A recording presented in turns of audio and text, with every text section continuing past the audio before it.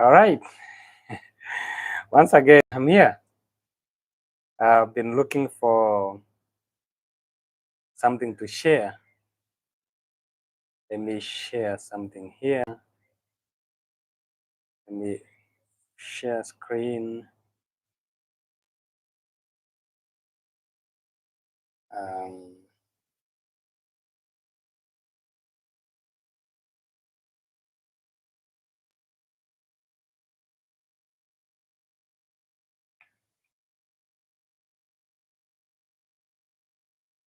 uh, hmm.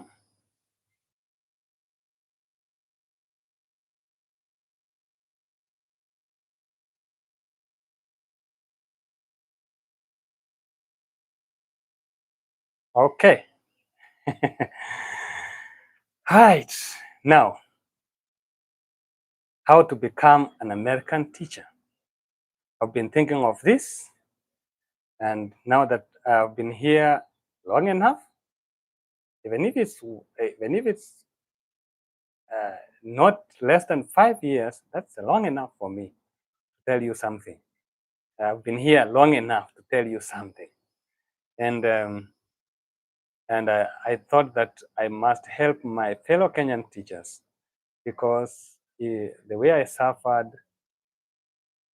under the Teacher Service Commission, I don't want to anybody who is willing to get out of Kenya to suffer the same way I suffered. So that's why I've started this channel specifically for teachers in Kenya and to motivate teachers in Kenya that there are opportunities outside the world. There are opportunities uh, that are opportunities in the world, like in America, Australia, but now I'm talking about America. So I will start today by the introduction of becoming a teacher in the US. I will not spend much of your time. I'll spend like 15 minutes or less just for introduction. And then as from tomorrow, I'll be sharing a little bit by bit, as we go on uh, in the process. So the requirements of becoming a teacher, you must have a professional level of spoken and written English. How do they know that you have a spoken and written English professional? So when you start the process, you start by filling in the forms. After you filled the form, uh, after you've submitted the form, they will send you a link where they will tell you now, create a YouTube channel and assume that you have kids in that in where you are and introduce a lesson. Pick a topic and in 5 minutes or so, pick a topic and introduce a lesson. So what they want to see is how confident are you? Which method of introduction or which method are you using to introduce a lesson? Or uh, how is your speaking skills? Is it professional? Then, of course, written skills of English, they will not be able to a certain at that level, but with time they will be able to. Then you must hold a university degree equivalent to a 4-year US bachelor's degree. How do they know? How do they do this? They will tell you now, go to the university and do what we call foreign credential evaluation. So what that means is you go to the university, you scan your documents, and after scanning it, you request your university to send those documents using the university email to a worldwide evaluating company, which is here in the US, called WES. W, I think it's World. E is evaluating. We have another one called Spantran. Most sponsors require that you do evaluation with Spantran. After you've done that, they will equate that degree to the American bachelor's degree. That's how it means that you must hold equivalent to a 4-year degree. So, but we will come back to this foreign credential evaluation in a minute. Let's just continue. Now, next, you must, next, I want to go to the next one. How do I go to the next one?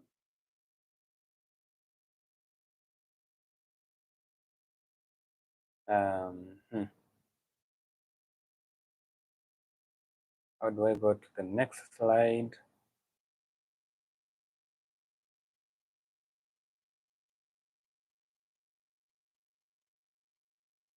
Okay.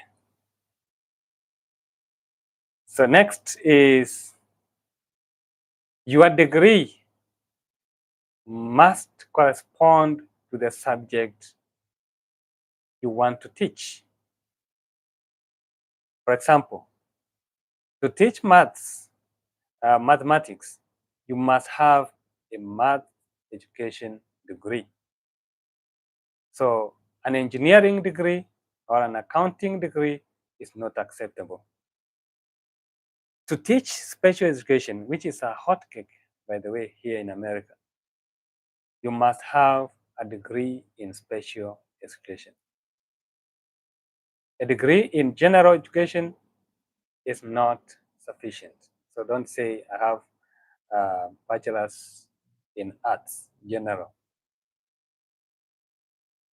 To teach Spanish, for example, you must have a degree in Spanish teaching or a degree in English teaching if you are a native Spanish speaker.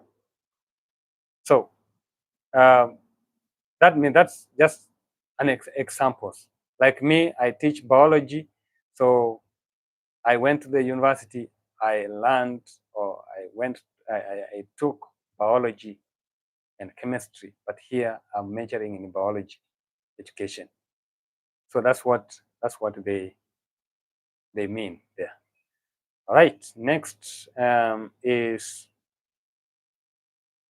your degree must have a teaching component. So, for example, you should have completed courses in pedagogy, method of teaching, psychological development, teaching internship. Basically, this is teaching practice, where that component must appear in your transcript. So if it doesn't appear in your transcript, then there's no evidence of the pedagogy.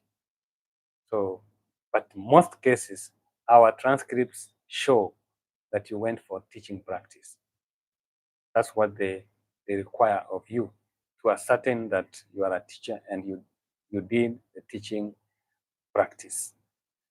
Okay. Next is having 2 years classroom teaching experience since receiving your undergraduate degree.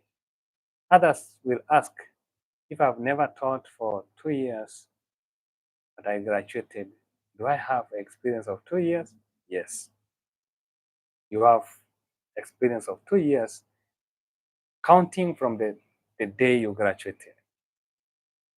Here in the US, each year is an addition of the pay scale. You go to another pay scale. So the many the years, the many the dollar. Okay. Then you must have a driver's license and 1 year of driver's experience. I will say not just 1 year, but at least 2 years of driving experience. So that, here, there's no public transportation.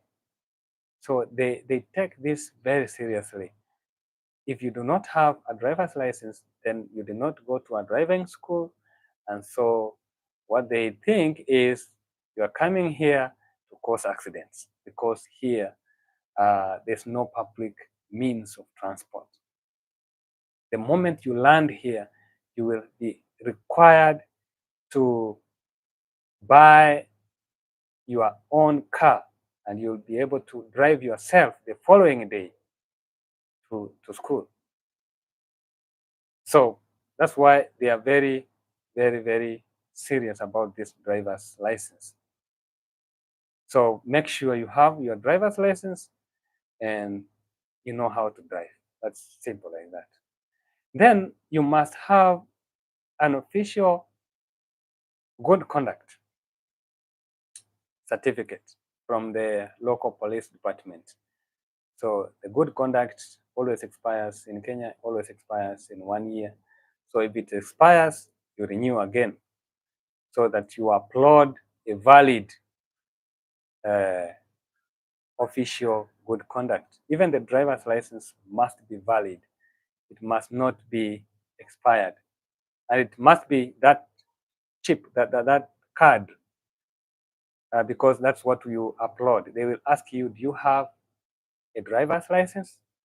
Yes. If you click yes, they will ask you now, upload the driver's license and write the year of expiry. You see, you will not lie of anything in this process of application. The next is the passport. They'll ask you, do you have a passport? Yes. Upload. Somewhere you upload. Then you write the year of expiry. So those documents are very important. Before you start the process, you must have a driver's license, you must have a passport, you must have a good conduct certificate. Okay. Next is evidence of teaching or evidence of employment. We'll come to experience later on. So the application includes space up to 6 experiences. So you will be able to say, if you've taught 5 schools, or you've taught 3 schools, they need to be included in that application process. And there should be evidence that somebody can be contacted and verify that you actually taught in that school. So there should be evidence in teaching, employment, or experience. Then you need to have at least 2 reference letters, but I always say some agencies need 3. You must provide 2 letters. At least 1 letter of recommendation must be provided by a supervisor or a principal. So I always say one should be from the principal, another one should be from the assistant principal or the deputy principal, and another one should be from the head of the department. Those are 3 reference letters. That's recommendation letters. Yeah. Then after that, you should have a resume or CV detailing your experience. Okay. Next is, the last one is foreign credential evaluation. So foreign credential evaluation is a process that assesses the equivalence of academic and professional credential, and in a country other than the one where you will be used or they will be used, such as for employment or education. So it helps determine how those credentials compare to the standards and qualifications of the new country. So don't be scared when they equate the Kenyan degree to the American equivalence. It is really, you will be surprised. It is really good.